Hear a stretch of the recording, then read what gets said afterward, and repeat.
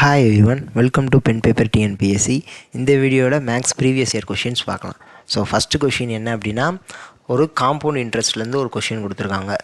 So a sum invested for 2 years, at the rate of 15% per annum compounded annually. So compounded annuallyங்கிற வார்த்தையையும் நம்ம note பண்ணி ஆகணும். அடுத்து will fetch us a compound interest of rupees 3225. find the sum.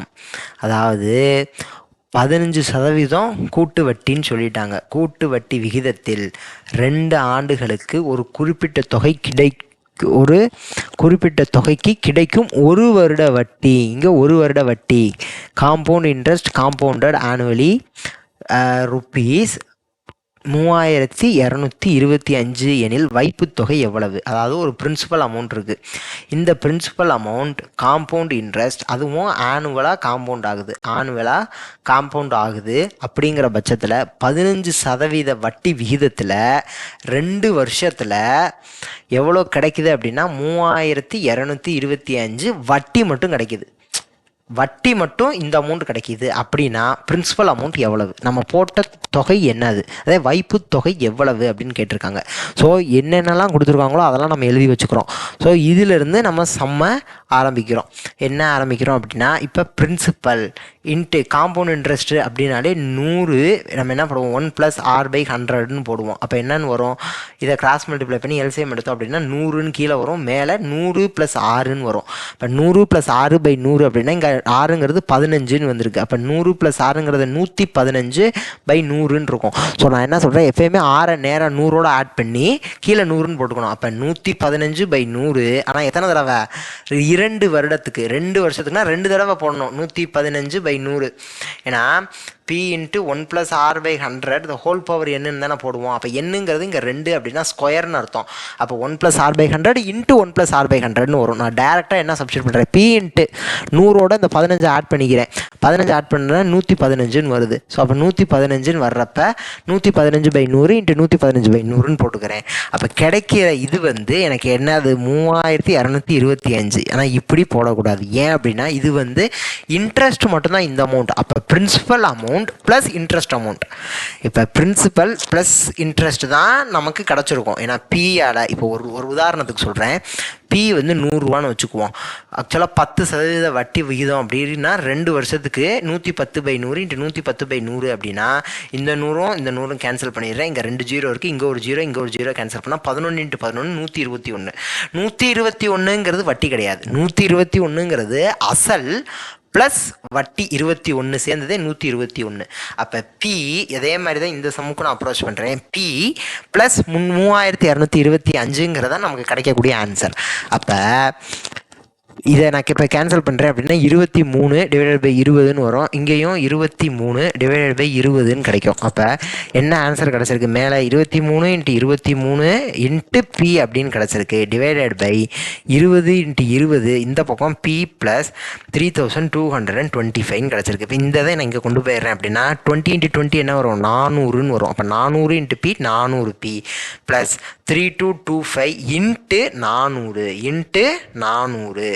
So இங்கே இது ஒரு term, 400Pங்கிறது ஒரு term, இது இங்கிட்டு இருக்கிறது ஒரு டேர்ம், நடுவில் ப்ளஸ்ஸுங்கிறது இருக்குது. இப்போ 23 × 23 என்னன்னு பார்க்கணும். அப்போ 23 3 3 9 6 6 4. இப்போ 9 12 529 அப்படின்னு இங்கே நமக்கு கிடச்சிருக்கு. இப்போ இந்த 400P இங்கே கொண்டு வந்துட்டேன் அப்படின்னா 529P - 400P 129Pன்னு கிடச்சிருக்குமா. 129Pங்கிறது 3225 × 400. 3225 × 400 அப்படிங்கிறதா 125P. ஸோ இப்போ இதை நான் கேன்சல் பண்ண ட்ரை பண்ணுறேன். 3 டேபிளில் இது கேன்சல் ஆகும். அப்போ இந்த 3225 3 டேபிளில் கேன்சல் ஆகுமா அப்படின்னு பார்த்தோம் அப்படின்னா கேன்சல் ஆகும். இப்போ இங்கே 4 3s are 12, 3 3s are 9, இங்கே 1, அதுக்கப்புறம் 0, 22ங்கிறது 7 3s are 21. அப்போ 1, அப்போ 15ன்னு வரும். 5 3s are 15. அப்போ 1075 வந்திருக்கு. 3ஆல் கேன்சல் பண்ணுறப்ப என்ன வந்திருக்கு? 1075 அப்படின்னு கிடச்சிருக்கு. இப்போ 43 1075 கேன்சல் பண்ண முடியுமான்னு பார்க்கணும். 43. ஸோ ஃபஸ்ட்டு 2ன்னு போட்டால் 3 2s are 6, 4 2s are 8, இங்கே 1, இங்கே 2, இங்கே 15ன்னு வந்திருக்கும். இப்போ 5 × 3 15, மீதி 1, 5 2s are 20, அப்போ 215ன்னு வந்துடுச்சு. அப்போ 43 25 43 1075. அப்போ P = 25 × 400. அப்போ 25 4 நமக்கு என்னது? 100. இப்போ இங்கே 2 0 இருக்கா, அந்த 2 0 இங்கே போட்டுக்கிறேன். இப்போ ஆன்சர் நமக்கு என்ன Pன்னு கிடச்சிருக்கு? பிரின்சிபல் அமௌண்ட் எவ்வளவு? 10,000. ஸோ ஆப்ஷன் பி தான் இதுக்குரிய ஆன்சர். பிரின்சிபல் அமௌண்ட் எவ்வளவு? 10,000. ஸோ அடுத்த கொஸ்டின் பார்க்கலாம். What will be the simple interest? So இந்த சம் போன சம் வந்து காம்பவுண்ட் இன்ட்ரெஸ்ட்டில் பார்த்தோம். இந்த sum simple interest. Simple interest, compound இன்ட்ரெஸ்ட்னா கூட்டு வட்டி, சிம்பிள் இன்ட்ரெஸ்ட்னா தனி வட்டி. So what will be the simple interest earned on an amount of rupees 16,800 in 9 months at the rate of 6.5% per annum. So ஒரு வருஷத்துக்கு 6.5% வட்டி தர்றாங்க. அப்போ 16,800 9 மாதத்தில் எவ்வளவு வட்டி கிடச்சிருக்கு, எவ்வளவு வட்டி அமௌண்ட் கிடச்சிருக்கு, சிம்பிள் இன்ட்ரெஸ்ட் எவ்வளோ அமௌண்ட்டு அப்படிங்கிறத நமக்கு கேள்வி. அப்போ சிம்பிள் இன்ட்ரெஸ்ட் ஃபார்முலா என்ன? PNR / 100. அப்போ பிங்கிறது என்னது? Principal amount. பிரின்சிபல் அமௌண்ட்டு 16,800 ரூபாய். 16,800 ரூபாய். எண்ணுங்கிறது என்னதுன்னா நம்பர் ஆஃப் இயர்ஸ்.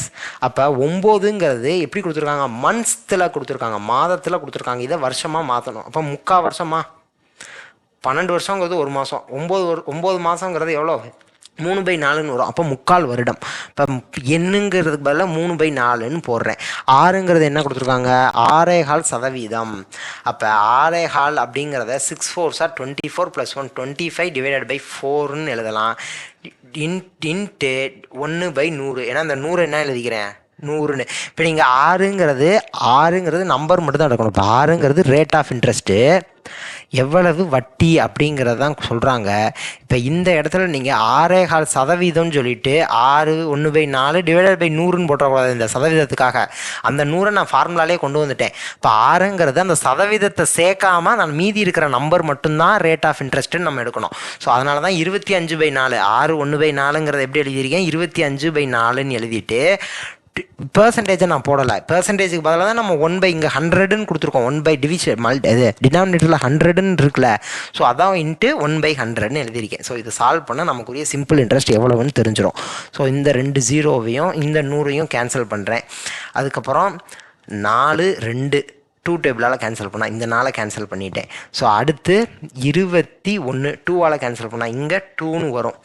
அதுக்கப்புறம் வேறு எதுவும் கேன்சல் பண்ணுற மாதிரி இல்லை, மல்டிப்ளை பண்ணலாம். 21 × 3 63ன்னு வரும். Into 25 / 2.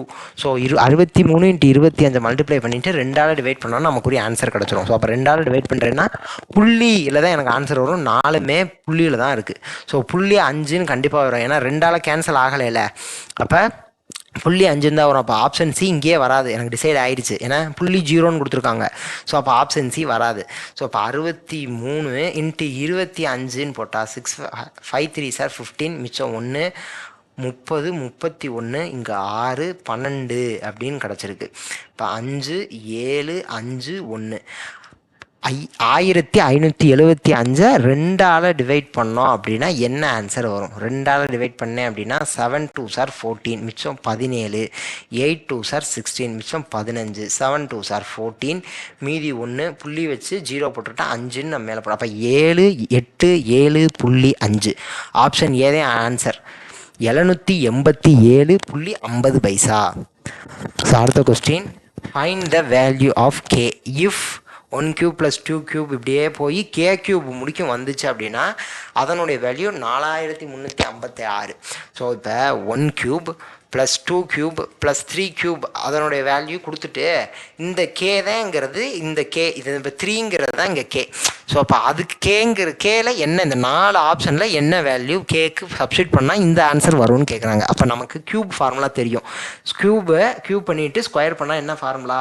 K into k plus 1/2 the whole square அப்படிங்கிறதான் இதனுடைய ஃபார்முலா. இப்போ நான் இங்கே வந்து கே தான் எனக்கு இருக்குது, நான் அப்படியே சப்ஸ்டியூட் பண்ணுறேன். அப்போ k into k plus 1/2 the whole square. ஆக்சுவலாக இது எப்படி ஸ்டாண்டர்டான formula n into n plus 1/2 the whole square. K நீங்கள் கொடுத்துருக்காங்க, கேங்கிறது வந்து லாஸ்ட் நம்பர்.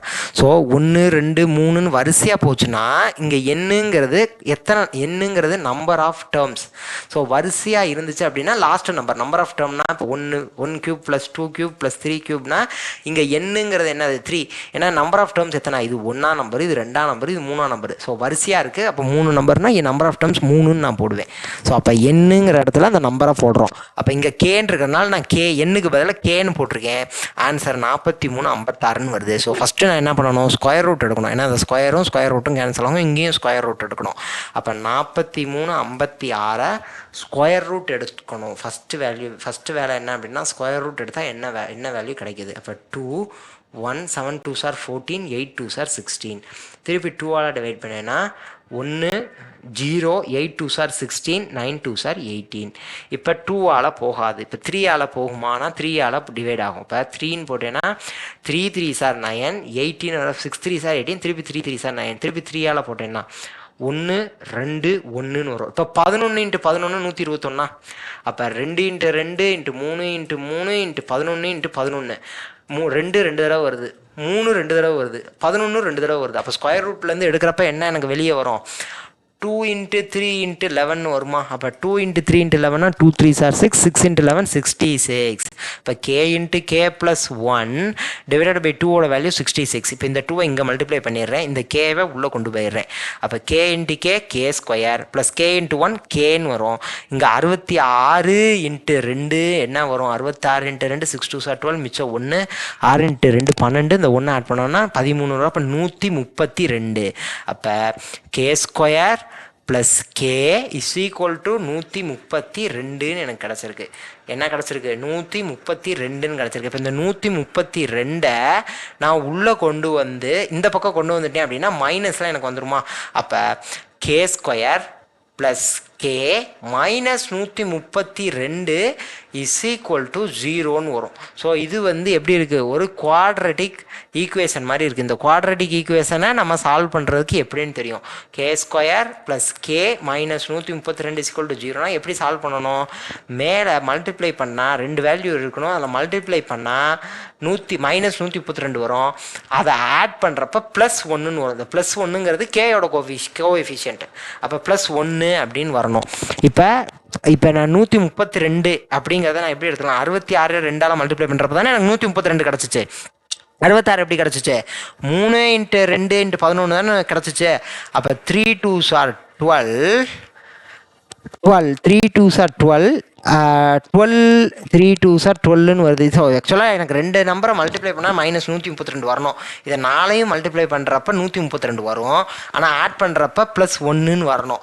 ஸோ இதுக்கு ஏற்ற மாதிரி நான் இங்கே ஒரு டேர்மும் இங்கே ஒரு வேல்யூவும் போடணும். ஸோ அதுக்கு என்ன பண்ணலாம் அப்படின்னு நான் யோசிச்சுக்கிட்டு இருக்கேன். ஸோ என்ன பண்ணலாம் அப்படின்னா 3 2s are 6 6 2s are 12. So 12 3 2s are 6 6 × 2 12 இங்கே 11. அப்போ 12ன்னு ஒரு இடத்துல பண்ணலாம், 11ன்னு ஒரு இடத்துல ப்ளஸ் 1. ஆனால் மேலே மைனஸில் இருக்குது. அப்போ இங்கே மைனஸ் பண்ணால் 12 மைனஸ் 11 ப்ளஸ் 1ன்னு கிடச்சிருச்சு.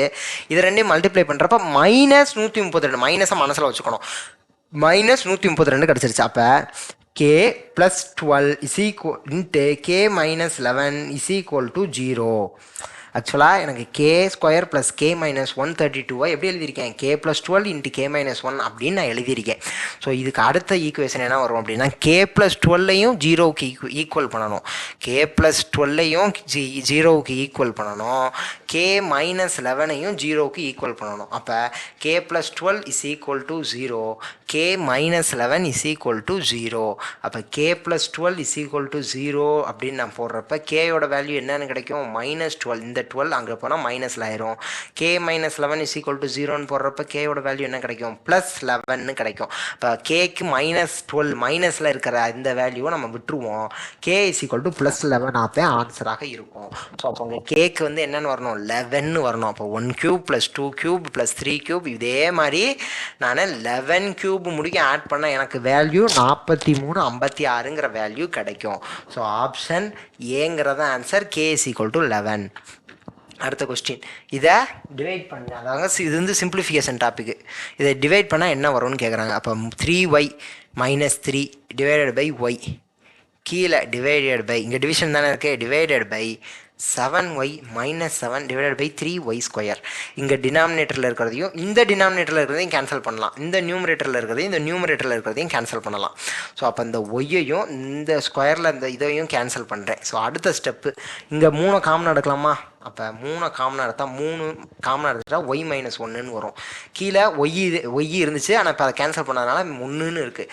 இங்கே 7 காமனாக எடுத்தால் y - 1ன்னு வரும். கீழே 3y இருக்குது, 3y² இருந்துச்சு, ஒரு ஒய்யை கேன்சல் பண்ணது போக 3yன்னு இருக்குது. இப்போ இந்த y - 1ஐயும் இந்த y - 1ஐயும் கேன்சல் பண்ணிட்டோம் அப்படின்னா 3 divided by 7 divided by 3y அப்படின்னு இருக்கு.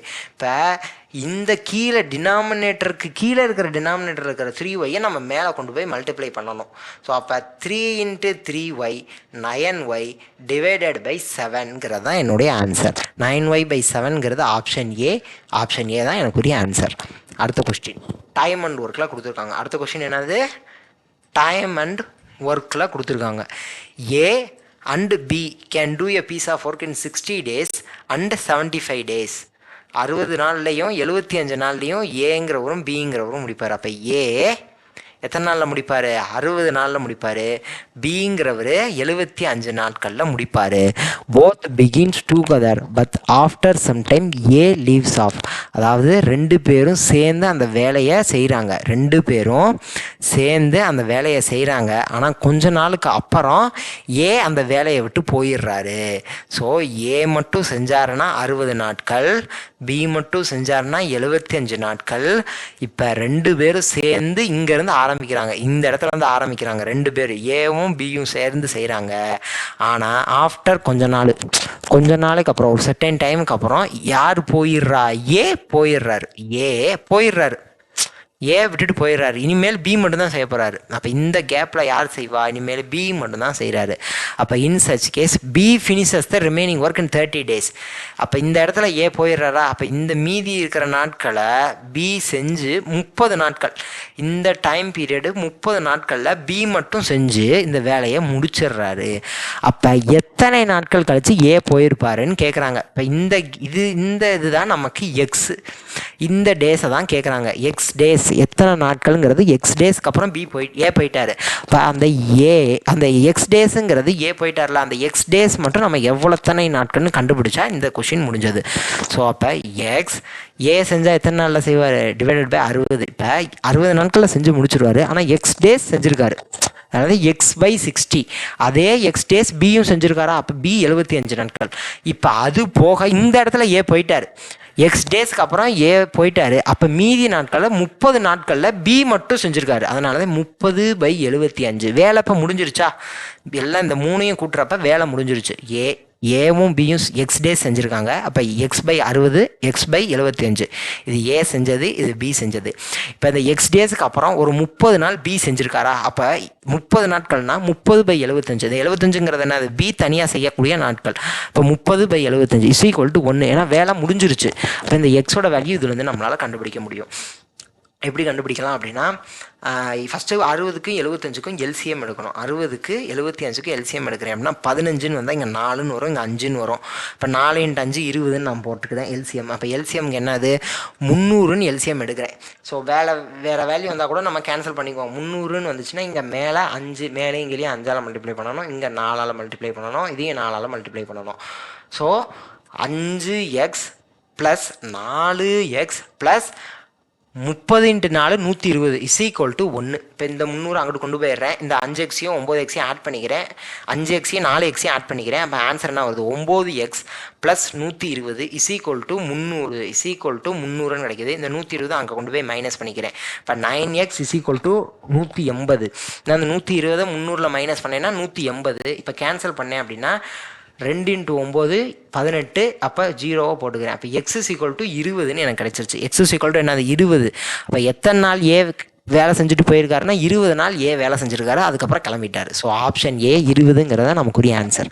அடுத்த question, the volume of the largest sphere which can be carved out of a cube of side 6 centimetre is.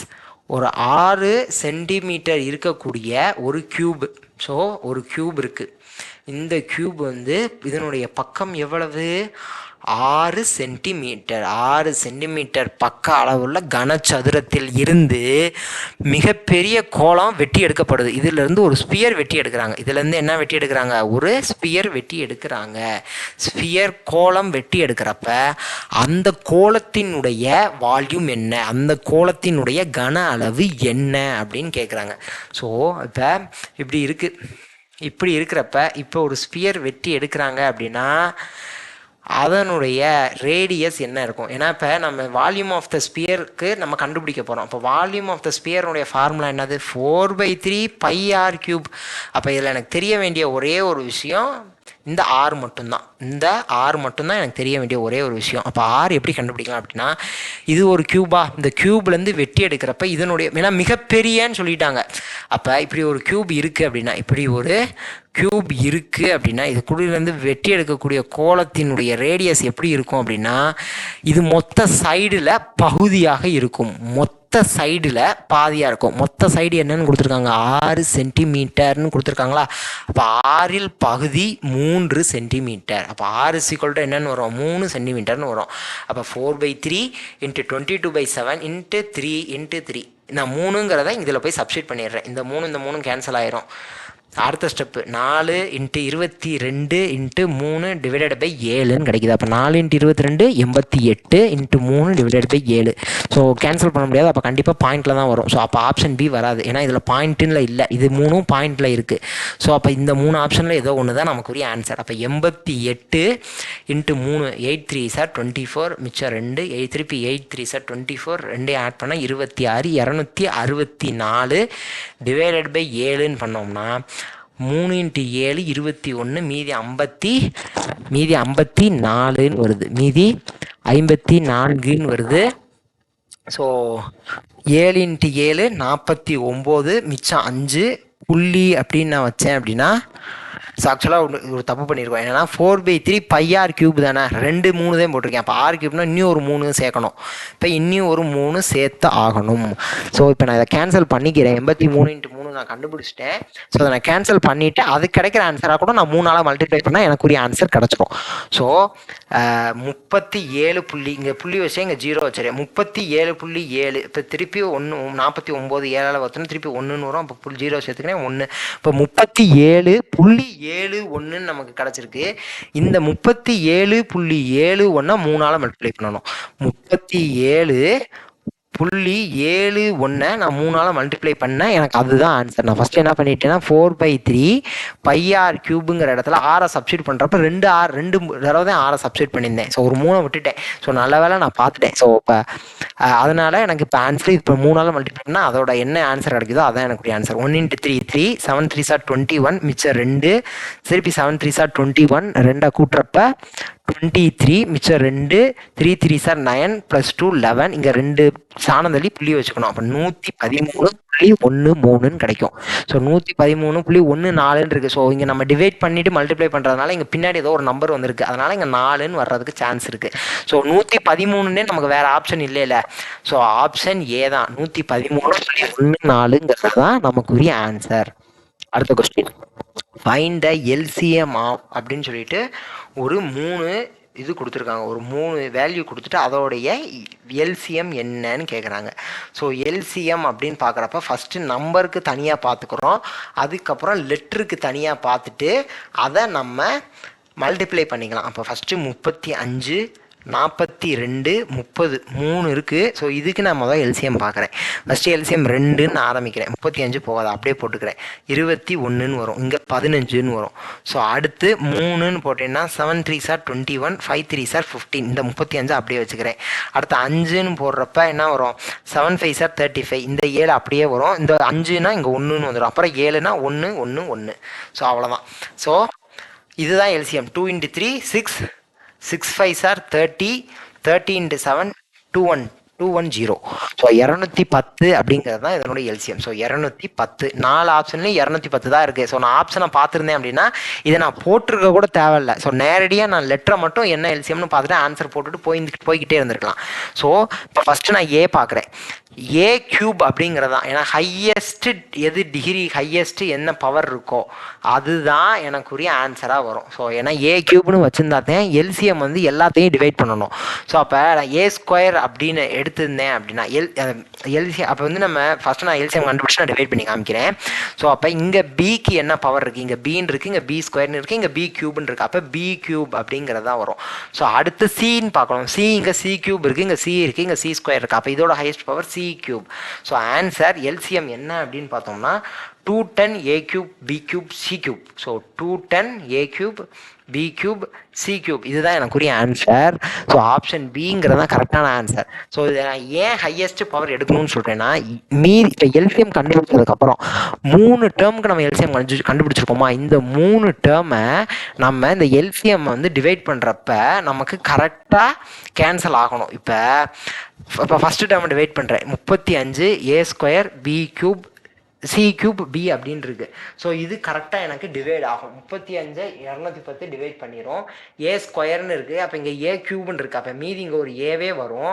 அதே மாதிரி இங்கே கீழே சி கியூப் அப்படின்னு இருக்குது. ஸோ அதையும் டிவைட் பண்ண இங்கே சி கியூப் போயிடும். இங்கே பின்னு இருக்குது, இங்கே பி கியூப்னு இருக்குது, அப்போ மீதி பி ஸ்கொயரே கிடைக்கும். ஸோ 35 210 அப்படின்னு டிவைட் பண்ணுறப்ப என்ன ஆன்சர் கிடைக்கும்? ஸோ 35 70, அப்போ 6ன்னு கிடைக்கும். 6 ஏபி ஸ்கொயர். ஸோ கரெக்டாக கேன்சல் ஆயிரும். ஒரு வேளை நான் எல்சிஎம்மில் 210 ஏ பிசி அப்படின்னு நான் எடுத்திருக்கேன்னு வச்சுக்குவோம். நம்ம இங்கே ஏபிசி அப்படின்னு போட்டிருந்தேன் அப்படின்னா 210 ஏபிசி நான் எடுத்திருந்தேன், அதுதான் எல்சிஎம்மாக இருக்கும். அப்படின்னா ஏ ஸ்கொயர் சி கியூப் பி அப்படின்னு இருந்தால் எனக்கு இது கேன்சல் ஆகி மீதி என்ன வேல்யூ, ஏபிசி கேன்சல் ஆகும். அப்போ இங்கே ஒரு ஏ போயிடும், இங்கே சி போயிடும், இங்கே பி இருக்கும். அப்போ மீதி எனக்கு என்ன வேல்யூ, 6/AC டினாமினேட்டரில் வேல்யூ கிடைக்கும். ஸோ எனக்கு வந்து அது பெர்ஃபெக்டாக கேன்சல் ஆகலை, டினாமினேட்டரில் மிச்சம் இருக்குது. ஸோ அதனால் இது இப்படி எல்சிஎம்மாக இருக்கக்கூடாது. நம்ம கண்டுபிடிச்ச எல்சிஎம் வச்சு மீதி 3 டேர்ம், நம்ம எந்த 3 டேர்முக்கு எல்சிஎம் கண்டுபிடிச்சோமோ அது 3யுமே கேன்சல் கண்டிப்பாக பண்ணி எனக்கு ஒரு பெர்ஃபெக்டான நம்பர் தான் வரணும். ஸோ இப்போ உதாரணத்துக்கு 2 3 5 நான் எடுக்கிறேன். இதனுடைய எல்சிஎம் என்ன அப்படின்னு பார்த்தோம்னா 2 5 10 × 13 நான் எல்சிஎம் எடுத்துக்கிறேன். ஸோ 2 3 5 ஃபஸ்ட்டு 2ஆல் கேன்சல் பண்ணுறப்போ 1 3 5 திருப்பி 3 திருப்பி 5 அப்படின்னா 30ன்னு எனக்கு எல்சிஎம் கிடைக்கும். ஸோ இந்த 30 2ஆல் டிவைட் பண்ணுறப்ப எனக்கு 15ன்னு ஆன்சர் கிடைக்கும், ஒரு பெர்ஃபெக்டான நம்பர். திருப்பி 30 3ஆல் கேன்சல் பண்ணால் 10ன்னு ஆன்சர் கிடைக்கும். திருப்பி 30 5ஆல் கேன்சல் பண்ணுறப்ப 6ன்னு ஆன்சர் கிடைக்கும். ஸோ 3மே பெர்ஃபெக்டாக கேன்சல் ஆகி எனக்கு ஒரு நம்பர் தானே கிடைக்கிது. ஸோ அதே மாதிரி தான் எதுவுமே நம்ம எல்சிஎம் கண்டுபிடிச்ச பிறகு மீதி இருக்கிற 3 டேர்மை கேன்சல் பண்ணுறப்ப அது கேன்சல் ஆகி பெர்ஃபெக்டான ஒரு நம்பர் தான் கிடைக்கணும், பெர்ஃபெக்டான ஒரு ஆன்சராக தான் இருக்கணும். ஸோ ரிமைண்டர் வரக்கூடாது, அதாவது கரெக்டாக கேன்சல் ஆகிடணும். ஸோ அதுதான் நமக்கு ஐடியா. ஸோ கரெக்டாக ஃபுல்லாத்தையுமே கேன்சல் பண்ணி ஃபுல்லாக முடிச்சிடணும். ஸோ அதுதான். ஸோ அப்போ answer 210 a cube b cube C cube. So அதுதான் நமக்குரிய ஆன்சர். அடுத்த question, find the unit digit of 46 whole power 31. இப்போ 2/3 அப்படின்னு, இப்போ 2/3 அப்படின்னா 8ன்னு வருதா? அப்போ இது 1 டிஜிட்டில் இருக்குது. யூனிட் டிஜிட் அப்படிங்கிறப்ப நான் ஒரு பெரிய நம்பர் எடுத்துக்கிறேன். 4 ஸ்கொயர் 16 வரும். அப்போ யூனிட் டிஜிட் இங்கே என்ன 6. 8 ஸ்கொயர் 8 8 64. இங்கே யூனிட் டிஜிட் 6. இதே 9 ஸ்கொயர் யூனிட் டிஜிட் 81க்கு யூனிட் டிஜிட் என்னது 1. யூனிட் டிஜிட்னா இதுதான் யூனிட் டிஜிட். இங்கிட்டிருந்து பார்க்குறப்போ ஃபஸ்ட்டு இருக்கிற நம்பர் தான் யூனிட் டிஜிட். ஸோ இப்போ இதெல்லாம் நம்மளால் போட்டுட்டு நம்மளால் யூனிட் டிஜிட் என்னன்னு கண்டுபிடிக்க முடிஞ்சு. இதே 46 பவர் 31னா 46 31 தடவை மல்டிப்ளை பண்ணிவிட்டு அதுக்கு என்ன கடைசி நம்பர் வருதுன்னா செக் பண்ண முடியும்.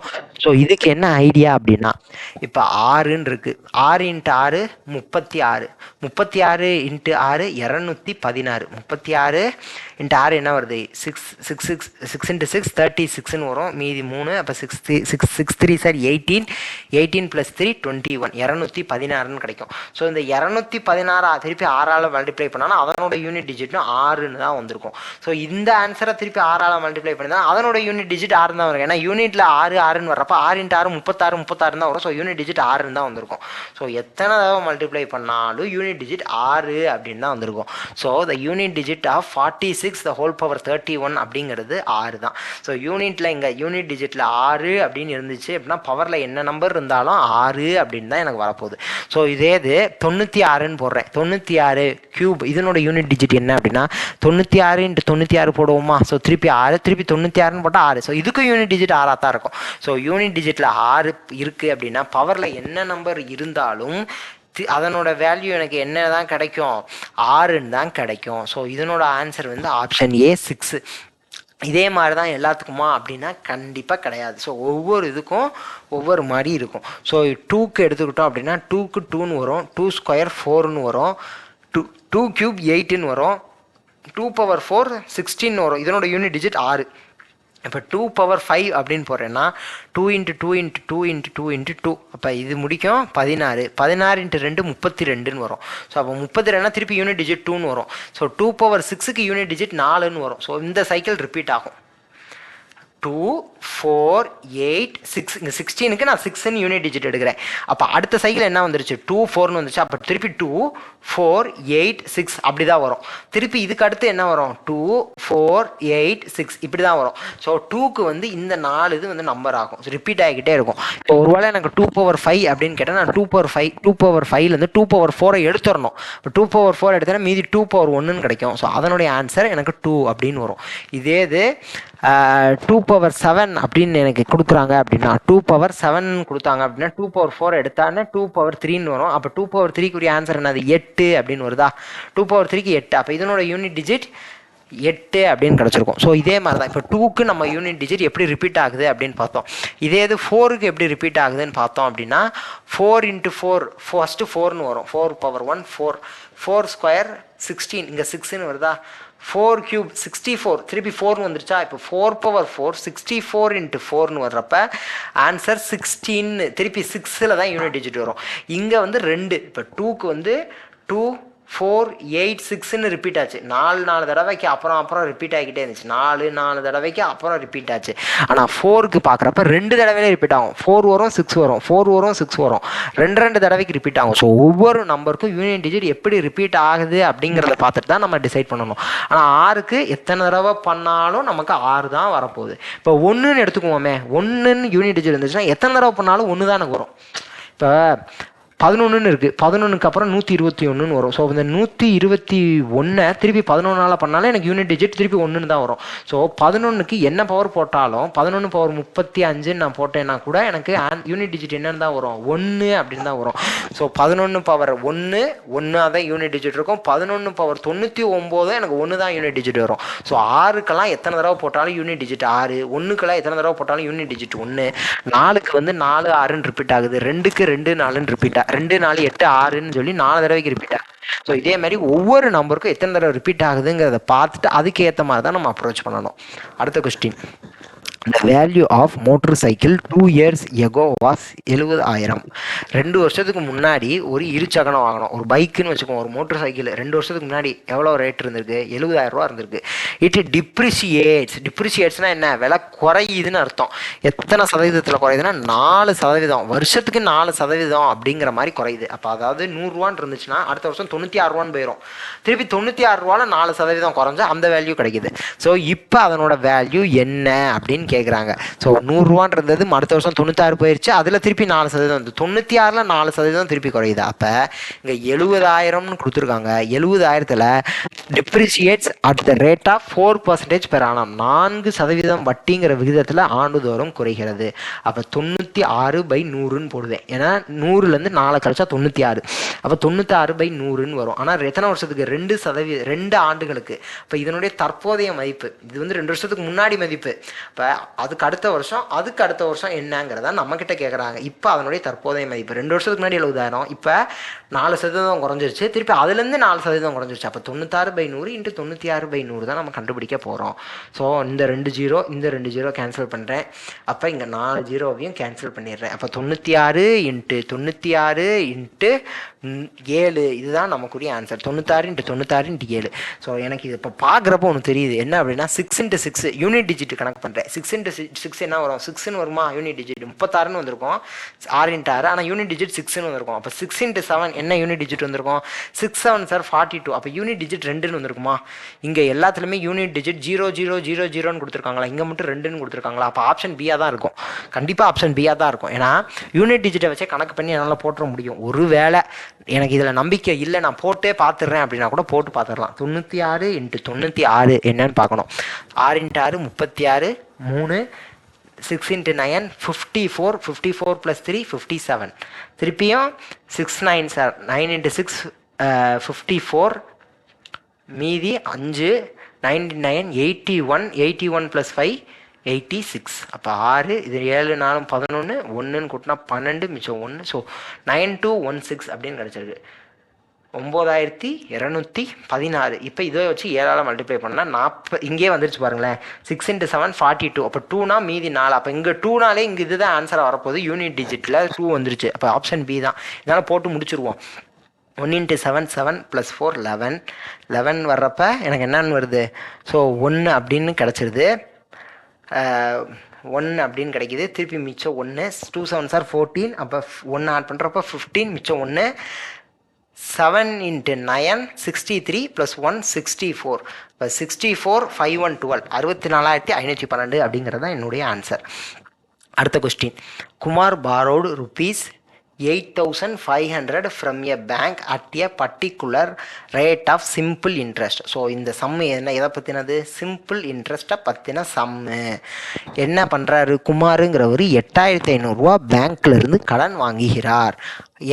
எந்த வட்டி விகிதத்தில்னா ஒரு பர்டிகுலர் ரேட். அந்த ரேட் என்னன்னு சொல்லலை, ஏதோ ஒரு ரேட் ஆஃப் இன்ட்ரெஸ்ட் 6ல் பிரின்சிபல் எவ்வளவு? 8,500 கடன் வாங்குறார் 3 வருடம் கழிச்சு. அப்போ என்னது?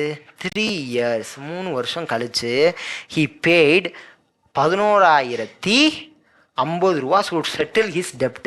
அதாவது பிரின்சிபலையும் சிம்பிள் இன்ட்ரெஸ்ட்டும் வட்டியும் அசலையும் சேர்த்து 11,050 கட்டி கடனை முடிச்சிட்டாரு.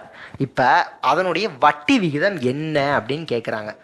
இப்போ PNR/100 அப்படின்னா நம்ம PNR/100ங்கிறது சிம்பிள் இன்ட்ரெஸ்ட் மட்டும் கிடைக்கும். ஆனால் பிரின்சிபலும் சிம்பிள் இன்ட்ரெஸ்ட்டும் சேர்ந்தது தான் இந்த 11,050. ஆனால் எவ்வளோ வாங்குறாரு கடன்? பிரின்சிபல் அமௌண்ட் நமக்கு தெரியும் 8,500. இந்த 8,500 கழிச்சிட்டோம் அப்படின்னா சிம்பிள் இன்ட்ரெஸ்ட் என்னன்னு கிடச்சிருமா? அப்போ 11,050லிருந்து 8,500 நான் கழிக்க போகிறேன். அப்போ 0 5, இங்கே 0னா 10, 5, இங்கே திருப்பி 0னா 1, 2,550 ரூபாய்.